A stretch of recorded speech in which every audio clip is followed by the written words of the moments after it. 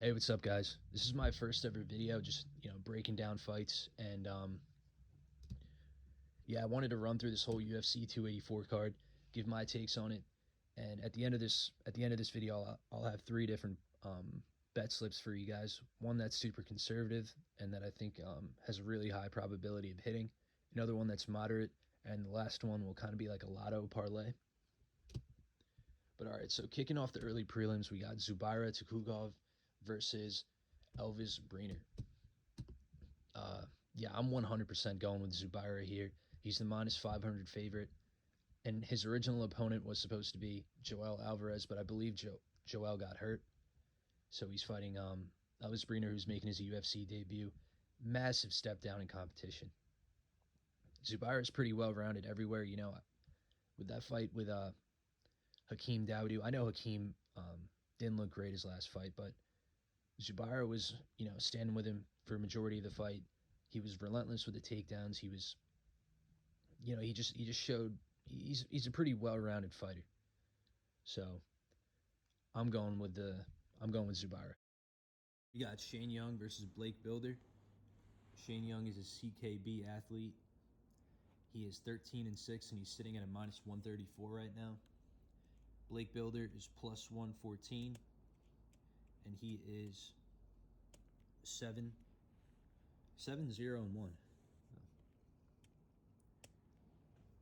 He's making his debut as well. Shane Young, I was kind of hyped for his debut. I think he fought Ludwig Klein, and he got starched by the head kick.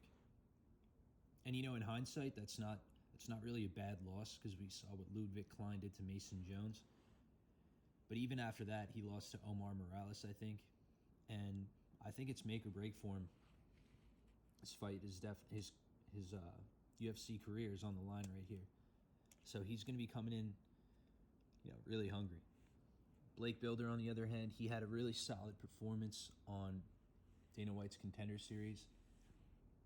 Came in an underdog, and I think he got the second round sub. Yeah, this is a tough fight to pick. I'm certainly not going to be betting on this one, but I think Blake Builder wins this fight. All right, next we have Luma Lukbonme versus Elise Reed. Luma is 7-3. She's currently minus 260. Elise Reed is 6-2. She's plus 235. Yeah, Luma has awesome Muay Thai. You'd expect that. She's from Thailand. Her clinch knees and elbows are phenomenal, and she also has neat little trips that she does as well. Elise Reed, I don't know what to say. I mean, she's got decent boxing, but she really just wants to close the distance and take you down. And that's where the problem lies for her, I think, because if she gets into that clinch with Luma's gonna light her up with knees, elbows, and yeah, and Luma looked really good her last fight. Elise Reed is a little bit bigger. She has a 2-inch reach, 2-inch height advantage, and a 1.5-inch reach advantage. But yeah, I think Luma's a pretty safe pick here. So we got Jack Jenkins versus Don Chanis. Um, the first time I saw Jack Jenkins fight was on the Contender Series, and he was really well rounded. He was methodical. I think he scored about 4 takedowns that fight, but his opponent wasn't really well versed in wrestling, so he made it kind of look easy. And then we got Don Chanis on the other side. He stepped up on short notice against Sadiq Yusuf, and yeah, he got destroyed. But it's short notice, and Sadiq Yusuf is a top 15 featherweight, I believe, and in my opinion, I think he's a future contender, easily top 5. I mean, he gave Arnold Allen a run for his money, and some people had Sadiq winning that fight. But yeah. So for this fight, I'm gonna side with Jack Jenkins. I think I think he gets it done. He's a minus 330 favorite. I'm not really I think that's a little bit overpriced. If he was minus 200, I would definitely put him on a bet slip, but yeah, that's my take on it. We got Jamie Malarkey versus Francisco Prado. I'm gonna go with Jamie Malarkey. I'm a big fan. He always comes to fight. He's tough. He's durable. You know, if you can't knock him out, he's gonna be in your face for all 15 minutes. And he's coming off that win over Michael Johnson. It was a controversial win, but I can see why the judges gave it to him. And Michael Johnson, even though he's a bit older now, he's still talented. He's still got the goods. I mean, super quick hands and good takedown defense. We saw that fight again. He beat Mark Diakase, and Mark Diakase was on the rise, and he made it look kind of easy, to be honest. And Francisco Prado, this is his UFC debut. He's stepping in on short notice. He's 11-0. He's from Argentina. When I watched tape on him, I could tell he certainly has a lot of power, and he's really good in the pocket, swinging in the pocket. While Malarkey's more straight punches, I feel. But yeah, I think Malarkey ends. He's eventually going to get it done. Prado stepping in on short notice. We don't know how his gas tank's going to hold up. And Malarkey did this whole camp with Volkanovski. I think he's done that for quite some time now. But it's great to have a guy like Volk by your side, giving you pointers, just doing a whole camp with the guy. It's definitely got to be beneficial to your game. So yeah, I'm siding with Jamie Malarkey on this one. All right, we got Shannon Ross versus Cleetson Rodriguez. Shannon Ross is 13-6. He's coming in at a plus 270. Cleetson Rodriguez is 7-2, and he's a minus 320. I'm picking Cleetson Rodriguez in this fight. I liked what I saw out of him in his fight against Vergara. I mean, even though he lost, it was a split decision, but he showed good skills. His hands are pretty fast. He strings combos together pretty well. He's also a pretty physical guy. Shannon Ross, it's his debut. Yeah, I'm siding with Cleetson here. I think he's the A side. All right, next we got Josh Kulibau versus Melsik Bagdasaryan. Kulibau's 10-1-1. He's a minus 110. Melsik Bagdasaryan is 7-1-0, and he is also a minus 110. Yeah, this fight is super close on paper, and it's really a coin flip. So we've got Kulibau here on one hand, who's super tough, super durable. He strings together combos pretty well. He fights pretty decent behind the jab. And then we got Bagdasaryan, much more flashy. He throws a lot of spinning attacks. I think he's a Taekwondo black belt. He's got good striking too, and he's also durable.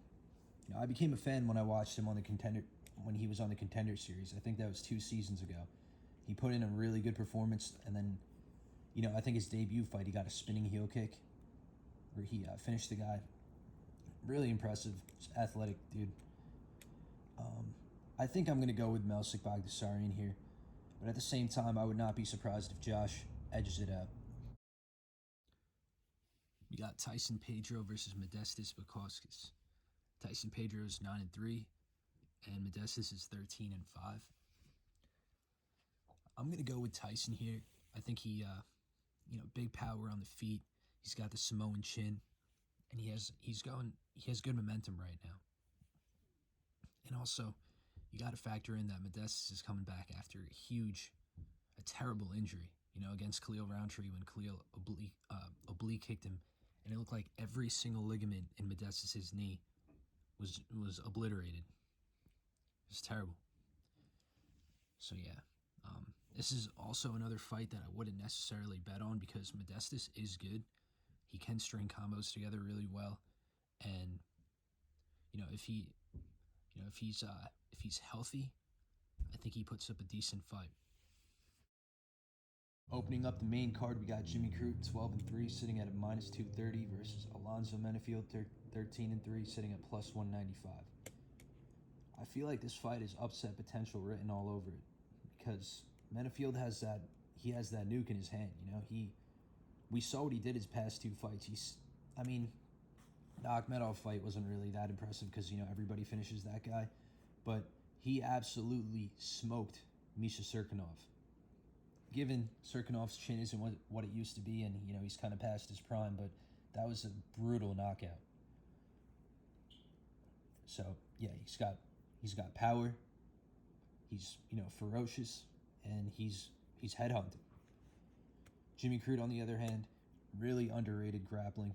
He also has power, not to the level of Menafield, I feel, but he has some knockouts on his record. And his overall, he's a really good prospect. I still think he can do big things in the UFC. If I had to pick someone here, I would go with Jimmy Crute. And I'm going with Jimmy Crute because I'm hoping he uses his wrestling. The only issue with that is Menafield has an 85% takedown defense. So that means Jimmy Crute's going to have to be relentless with it. And perhaps, Menafield catches him coming in. Or even at distance, because Menafield's accuracy is pretty good. And when he's swinging those bombs, I guess you're just worried about the next one coming. And before you know it, he hits you, you don't expect it. And yeah, the guy's got tremendous power. Either way, this is going to be a good fight and a great opener to this card. All right, next we got Justin Tafa, who's 5-3. He's sitting at a minus 140, and we got Parker Porter, who's 13-7, sitting at a plus 120. I'm gonna side with Porter here. He fights pretty well behind the jab. He's got somewhat decent volume. If he manages to take you down, he could hold you down because he is quite large. I mean, in his last fight, he got destroyed by Jalton Almeida, but who hasn't recently? That guy's the next big thing. Tafa, on the other hand, he's got decent hands. He's got pretty good leg kicks. He's got a Samoan chin, so he's tough. He's durable. But I think if Parker, doesn't engage in a brawl, I think he can win on points, perhaps a split decision. If he does decide to brawl with Tafa, which wouldn't be a smart thing to do, he could 100% get knocked out because, like I said before, Tafa's got that Samoan chin, and he's got, he swings in the pocket. He throws everything he has in his punches. So, yeah, that's my prediction for this fight. I got Porter. We got a banger here. Jack Della Maddalena, 13-2, minus 305. Got Randy Brown on the flip side, 16-4, at plus 255. Jack has excellent hands. Some of the best boxing I've seen as of late, to be honest. His hooks are so precise and tight. He rolls really well with his punches. He rips to the body. I love seeing that. His wrestling isn't bad either. He's really well rounded. In the Contender Series, he fought Ange Alusa. If you haven't seen that fight, I recommend watching it because it was a really good display of just MMA. There was striking, there was wrestling, there was jiu-jitsu. Ange Alusa lost that fight, but his stock definitely rose because he took Jack all 3 rounds. And Jack's just been finishing people as of late. Randy Brown, he's got a good jab, good front kicks. He uses his range pretty well. But I'm gonna side with Jack here. Do I think he's worth minus 305? I mean, if we're going off of Randy Brown's last performance against Francisco Trinaldo, where he just kind of looked lethargic in there. He didn't look like the usual Randy Brown. Then yeah, I would say Jack's worth the minus 305. I even think he could finish this in the distance. I mean, within the distance if he gets, if he gets in the pocket and he can land a hook or a cross. He's just so precise, and honestly, he might have the best hands in the UFC right now. I know that sounds crazy considering, just how talented this whole roster is, but that's my opinion. We got the co-main event for the featherweight interim title. Got Yair Rodriguez. He's 15-3. He's a minus 165. We got Josh Emmett. 18-2, plus 140. Man, Yair is just one of the best. He's an amazing kicker. Leg kicks, body kicks, cartwheel kicks. He has it all. He's coming off that victory over Brian Ortega where Brian dislocated his shoulder. And Josh Emmett. When I think of Josh Emmett, I think of power. He can starch a lot of people in this weight class. Not Shane Burgos, so talk about a crazy fight. But anyway, he's also coming off a win. Controversial win against Calvin Kattar. I had Calvin winning. But again, Josh Emmett has he's got this A side, he has his power, so when he's landing, he might not even be landing clean, but in the judge's eyes, it's like, it looks like he's causing more damage, so that's why he won that fight. I did have money on Kattar, so I was tight about that. I'm also a Kattar fan, so it kind of stunk. But either way, we move on, and yeah, I'm going with Yair Rodriguez here. If he can, keep up his kicks, keep good range on, keep his range against Emmett, not engage in a firefight, I think he can definitely win this fight. We saw what he did to Holloway. That was a super close fight. But then when you look at what Holloway does to other people, it's really puts things into perspective. So yeah, I think we have a new interim champion, that being Yair Rodriguez. Guys, it's time for the main event. I'm so pumped for this. We got the lightweight champion, Islam Makhachev, 23-1. He's sitting at a minus 400. Then we got the featherweight champion, Alexander Volkanovski, 25-1. He's sitting at a plus 300. Unfortunately, I think Islam's going to win. And I say unfortunately because I'm a big Volk fan. The guy is a technician on the feet. He's fun to watch. He's always defending his belt. He's an active champion. Crisp hands. I've seen videos of him actually kicking wooden poles, like these wooden sticks made for shin conditioning. So he just trains so damn hard, and he's perfected his craft. I'd say he's a top three, one of the top three best strikers in the sport.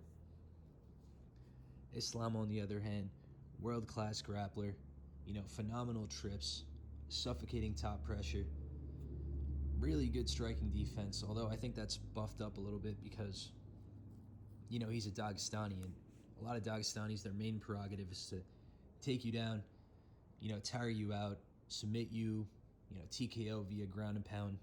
That's what they do. It's their style.